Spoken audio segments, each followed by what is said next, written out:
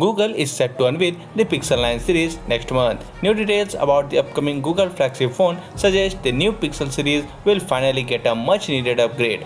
According to a report by Android Authority, Google is planning to use an ultrasonic fingerprint scanner in its upcoming devices. The fingerprint scanners on the previous Pixel devices were not received well. Several users reported issues with the unlock speed and the reliability of the scanning, while subsequent OTA updates and the next generation of Pixel devices somewhat improved the situation. The unlocking remains slow. The reason behind these issues was the fingerprint scanner used by Google in the previous Pixel phones. Initially, the company used optical sensors in its devices, whereas its competitors had shifted to ultrasonic sensors. Optical scanners are often slower, less accurate, and more sensitive to moisture or dirt. Now, as Google plans to shift from optical sensors to ultrasonic sensors, it should make unlocking faster and more reliable. The unit being used in the same model as the Samsung Galaxy S24 Ultra, Qualcomm's 3D Sonic Generation 2. The ultrasonic fingerprint scanner is coming to all the Pixel 9 series, that are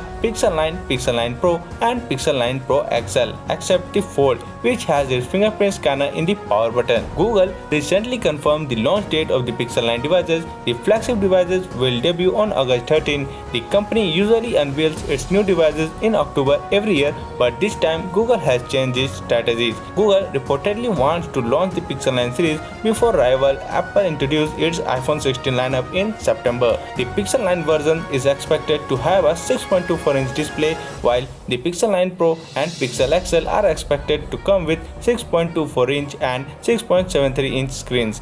Also, all the upcoming models will be equipped with AMOLED display with 120Hz refresh rate and may include AI capabilities. So that's for today in this video. Thank you for watching, and for more videos like this, please subscribe to the channel and press the bell icon.